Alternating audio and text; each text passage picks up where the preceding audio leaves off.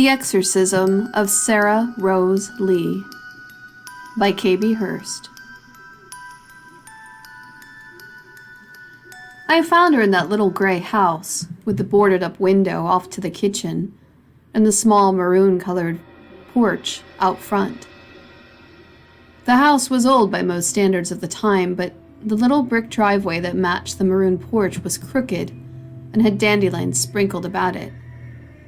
The yellow hints of that were on the front lawn, paired with all of its splendor.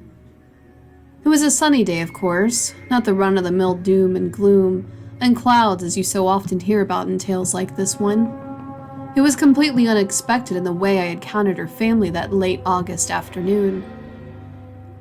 A dead crow was lying near the back of the house near the old crooked garage that barely hung up over the old car parts that seemed to linger long after anyone had touched them. The wind blew soft as I approached the first step. I looked around the pretty little yard, and then, when I saw her looking at me from the second-story window, I knew I had found the right place. I smiled up at her, of course, so as not to raise any alarm, and then I went in the front door. I looked about, and there didn't seem to be anyone home. I watched from inside the house the flowers in the window wilt at my notice of them. I took off my hat and my coat and looked around the room as I moved towards the back of the house. The lady of the house, it appeared, was outside hanging clothes on the line. I could smell sweet apple pie in the oven, and I could hear the clock strike precisely 3 p.m. It was time to settle in, I told myself, as I watched the cat in the kitchen staring at me with full black and yellow eyes. I bent over to look at the little black feline, and he hissed and scurried away. I chuckled to myself as I took my place at the kitchen table. I sat watching, and I waited as the lady of the house came in from outside with a fresh basket of clean clothes. I was not even acknowledged, to my annoyance. Shouldn't someone have been expecting me? I stood then, as she went up the stairs, and then called up, "Sarah Rose Lee, I need those socks you wore yesterday, and the sweater too." Sarah Rose Lee, I said to myself. What a beautiful name for a little girl. If I had any children of my own, that would have been a pretty name to consider. However, I was old, and I was spent, and I had seen my last days nearing to a close. Old things like me can't be in regret of what might have been. I suppose I found a nice, pretty lady to take up house with, but that wasn't my fate. I chose another path, sadly, and now it would be my last hurrah. "Here, Mama," said the little girl, racing to please her mother. She quickly handed her the socks and the sweater and then went back up the stairs. I watched her mother now, satisfied at the task having been completed. She walked past me again and back out to her laundry. I stood back up then and walked up the stairs. This was a journey I had come a long way to complete, and it was now or never. I knocked on the door of the pretty little girl, and she slowly opened the door. She looked up at me, puzzled, and I smiled at her. "Can I help you? Mama's in the backyard." "Oh, yes, I know. It is you I've come to see," I said to her. She was about 11 or so, with smart braids that had curls at the end of them, hanging over both shoulders. She wore a little blue sundress with pink flowers on it, and had dark tights, and wore bunny slippers. "Well, I guess you can come in," she said to me matter-of-fact. I went in and sat down in a tiny chair by her windowsill. I was much larger than the chair, and my old heavy body hung over the edge. I wanted to apologize first, because my reasons for being here are, well, sinister in nature, I said to her, and feeling rather silly saying it out loud. "Sinister?" Miss Pratt taught us that word last week. It means something bad. What is sinister about the reasons you're here? Well, let's hope it's over quickly, and not too much trouble will be caused for you. Just know this will not be your fault, and when it's all over, you won't recall a thing. She looked at me puzzled then, and I stood over her, taking her little head in my hands, and she blacked out. Before she realized what had hit her, I had fully possessed her. The transition would be slower than I had hoped, though, because I could see she was still quite herself. I stood inside her mind, watching her try to figure out why she felt so funny, and trying to figure out what the heck was going on. She shook her head quickly, as though waking from a dream, and then she went on playing with her dolls she had set up for a tea party. This was gonna take much longer than I had hoped. I knew others had completed this task quickly, and in cinema style where the character of the person you possessed immediately changed almost instantly. How was it this little girl hadn't even become mildly altered by the demon that now held her body and soul in its grasp? I could see what she saw and feel what she felt. She was unfazed as an insect crawling along with a spider web, not realizing it was a trap. I tried to think of what others had told me had to be done, and how to begin. There were the mechanisms of her hands and mind that still needed to be worked out. How do you control them to make them do your bidding? I had to think, then it hit me. I just told her what to do. I made her pick up her cup of water and sling it across the room. I told her she was angry and enraged at her mother and father. It worked, till her mother came upstairs to snap her out of it. Sarah Mosley, what on earth is all this commotion? She looked guilty by the expression that I could feel coming over her face. She hung her head down, puzzled as to why she had felt so angry just moments before. It was nothing. Dinner will be ready in half an hour. Clean up this mess. I didn't even bother trying again. I let it go until I could think of something else. I got my wish when she finally fell asleep. I gave her nightmares of bugs crawling on her body and held her mind in deep sleep, so no matter what she did, she could not awake from the terrible dreams. Finally, she woke, but she cried and screamed something awful that nearly killed my ears, and right now her ears were mine. This possession of mine was a lot of work, and I kept telling myself, all for the reasons that amounted to a small act in the bigger scheme of things. Her mother and her father came in to see what the matter was. When her father came in, I almost felt sorry for the guy. He just looked around the room as confused as anything. He switched on the lamp as her mother held her in her arms. When her father looked down at her, I could see he saw something. He stared into her eyes for a moment and had a brief look of fear appear on his face. Oh, the look is...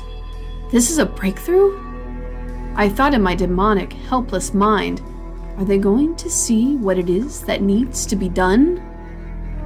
Hey, everyone has bad dreams, her father said, shaking it off. He had seen something in his daughter that was very true, but he gave up hope then. And then I gave up hope that maybe this was going to take way longer than I had initially thought. Bugger. They comforted her and cooed at her. It was lights out again. I took my time and waited until the next night to begin it again. I did it again the following night, wearing the little girl down until she was just so sleep-deprived that she was just a fair version of her former self. I saw her catch a fever from the stress, and I could see the look on her parents' faces, night after night, because of my actions. I had warned her this would be sinister business, and it was. It was all part of a bigger plan that I was part of, but not entirely my idea. Slowly she began to change, and once she became ill, I had a chance to take control over her little mind and body fully. The poor creature had to be tied to the bed from her latest outburst of slapping her mother.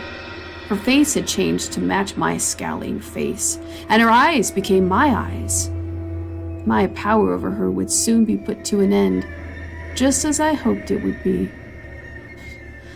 Of course, instead, her stupid parents took her to see a psychologist. I could never wrap my head around the idea of people going to doctors that specialized in talk therapy, as if talking everything out would mend everything that had come before.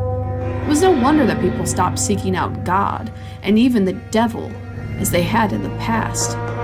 Humans had reasoned that they needed neither, and it was a great escape. So off to the doctor we went. I had a fun time with him too, if I'm being honest. He held up ink blocks to Sarah Rose Lee and asked her what she saw. One of them was something that looked like a butterfly, and instead of a butterfly, we replied, "Dead bird." He held up another one. This one comprised of nothing that resembled anything at all, and so when he asked, "Sarah Rose Lee, what do you see?" "Death," we had answered him. The tired-looking, skeptical doctor held up another ink blot. I could nearly feel myself rolling my eyes internally. "Sarah Rose Lee, what do you see here?" It was a rounded circle-looking thing. "Drowning," we said. He stopped and wrote something down then. Oh, I bet this was going to be good. I continued, internally and sarcastically addressing this doctor.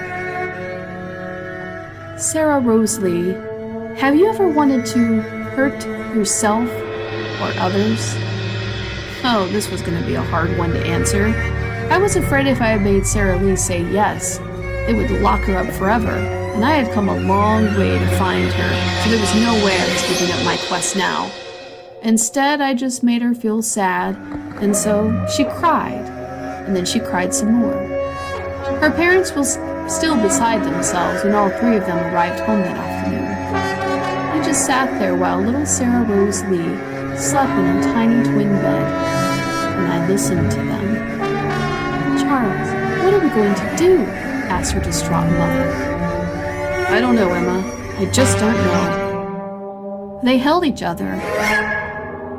Then I was sure of it by the way they were downstairs huddled and whispering. But they were too loud, and I had heard every word. "Do you think Father Adams could help?" asked Charles. "Well, I don't see why it wouldn't hurt." Finally, a breakthrough. And then I rested too, happy finally that I would be getting my wish. A priest is all I wanted from the beginning, and he would sort this out for me. Father Adams arrived 2 days later, and in a grim sort of way he played his part. I was so excited, I felt like I was watching a movie unfold before my very eyes. Sarah Rose Lee played the little girl with the demon very well for the priest. As soon as he entered the house, the priest noticed the dead flowers and the smell of decay. I had created it all for him, so he wouldn't treat her like the doctor did, and would see she was indeed in need of help, that I was in need too. This man had the power to fix all of this. He slowly walked up the stairs to where Sarah Rose Lee was, and when he entered the room, I made sure he stuck around. "Hello, Father Adams," I had her say, changing her voice, of course, to sound much more menacing, like they did in those movies.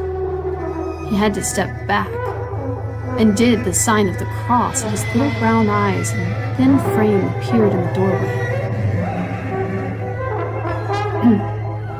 "Hello, Sarah," he said, gulping. Her face lit up, or should I say, my face lit up. Her eyes were glowing, then glossed over by a yellow hue to appear much more threatening. I could see it was working as the priest took one look at little Sarah Rose Lee, and then left. "I'm sorry, Mr. and Mrs. Lee, but I have to go. I'll send someone here within a day or so." "But what the hell?" asked Charles Lee. "What the hell indeed, sir. Hell." "You had to be kidding me," I said to myself internally. I changed the child's face back to normal and stewed in my utter disappointment. I let her be herself for a bit till I could figure out what to do next. It didn't take long for someone else to come. This time a man and a woman with long curly hair went to the front door. She was some psychic medium, and I thought, well, this could be fun. It wasn't like I had anything better to do at this point, so why not have a bit of fun harassing the psychic medium? Psychics were the best to play with because, hey, they had all these beautiful things they wanted to do, like send spirits to the light. Yeah, not me, and no thank you. I had a much better goal in mind, one that they would never figure out. I hid inside Sarah and didn't come out. I let them go around the room, and they even set up equipment to try to figure out if there was something harming little Sarah. The medium couldn't figure out what it was plaguing the little girl, or the house. Out of boredom, I made them hear banging downstairs, and I used my telekinesis to move things about the room. I had too much fun just messing with them. The fellow that came with the psychic medium was a little fat man that let out a deep breath every time he had to walk up the stairs. He had a pagan symbol on his chest, which gave me a large chuckle internally. Were these two serious? God, give me the priest again, please and thank you. "Well, it seems as though you definitely have a presence here," the fat man said. "You don't say," I rolled my eyes internally. "We want to send over an exorcist immediately." "Thank the dark priest," I said finally. "It's happening." It was what seemed like seconds to me, but hours to them, that the exorcist finally arrived. I had never seen this man before. Then again, I had not made possessing human beings a habit. Not like some of my brethren who took dark pleasure in the harming of lowly human species. I had behaved saintly for a demon. I stuck to keeping men plagued by their own emotions mostly, and self-harm caused by self-doubt. It kept me under the radar and held me there until I had decided it was time for a change. The exorcist was a tall brute of a man who wore a priest's uniform, but didn't resemble any priest I had ever set my dark eyes on. I shifted towards him, amazed by his complete and utter disinterest. He had done this many times before, I gathered, and so I was of no consequence to him. I turned on the cinematic reception for him and let little Sarah Rose Lee let out a growl at the sight of him. I'm not sure, but I think I made the priest smirk. Was this supposed to be funny to him? I had Sarah growl again. This time, I used all of my demonic energy and fed off the energy of her ailing parents who were cowering from the corner in distress. I used that negative energy to levitate Sarah. The priest did the sign of the cross and then sprinkled holy water in Sarah's direction. Holy hell did that hurt. It was like little stones being tossed at your face. I thought it would cause my soul to sting, but clearly it was more like a stoning one to death. If he kept this up, I'd be bruised and battered by noon. Sarah dropped back onto her bed with a crash, and then I made her sit up and look at the priest dead in the eyes. "I'm still here, priest." I had Sarah mouth the words, but it was my voice that came out. "Tell me your name, demon." "What does it matter?" I said, "Tell me your name." "My name is unimportant, priest. If you want to kill me, I dare you." The priest thought about it, then looked over to Mr. and Mrs. Lee. "Can I have a moment with your daughter?" They were both in a panic and quickly left the room. The priest turned to me as I waited then for the next bout of pain he would throw at me. "Show me your true self, demon, and tell me what you want." I could feel the surge of energy this holy man possessed inside of him. It was as though he had the will of God working inside of him, and with one command, he pulled me completely out of Sarah's body. I stood then, face to face with him. I was smoking, but not on fire. Just being in his presence was deadly to me. The priest sat down on the bed as Sarah was sound asleep now, completely worn from her experience, and even though it had only been a few seconds of my leaving her body, her wounds, self-inflicted by me, were starting to heal. "What is it you want, demon?" "You know," I said, sitting down across the room from the priest on the big bay windowsill that was covered with little lambs and stuffed bunnies and other dolls. "Yes. You want me to kill you?" "Yes, that's all I want. That is why I came here. I'm tired, and I'm old." "I can't kill you." "What? What do you mean?" "You can only be banished back to hell. I can't kill you. It is part of that agreement when you fell from heaven. Eternal damnation. Does that ring a bell?" Ugh. I scratched my old gray head and put my black hat back on. "I was just hoping," I said sorrowfully. "How did an angel like you turn so fast? You're nothing like one of my usual run-of-the-mill demons. I mean, I'll admit your theatrics were something that made me think, wow, has he seen too many movies? Still though, I guess you could say I used to run with a bad crowd in my youth." I laughed. "Well, I'll tell you what, demon. I can put in a good word for you with the man upstairs." "Very funny. A priest with jokes." "Well, I do have to banish you now," he said, looking at me with more pity than fear. "That's okay. I'm leaving anyhow. No more theatrics. I'm gone." "Okay. Let's do this." "Wait. One more thing. "Yes, demon." Is the little girl going to be okay? I took great care to ensure she wouldn't recall a thing." "I think she'll be fine." "Okay. I'm ready." "I command you, in Jesus' name, to go back to hell from where you came." In a quick blink of an eye, I found myself in a downtown city, sitting near a homeless man. He had lost his job, friends, and family due to gambling debts. I sat for a long time looking at him. I knew he couldn't see me, and I just thought about everything. If I couldn't die, maybe I could try to redeem myself somehow.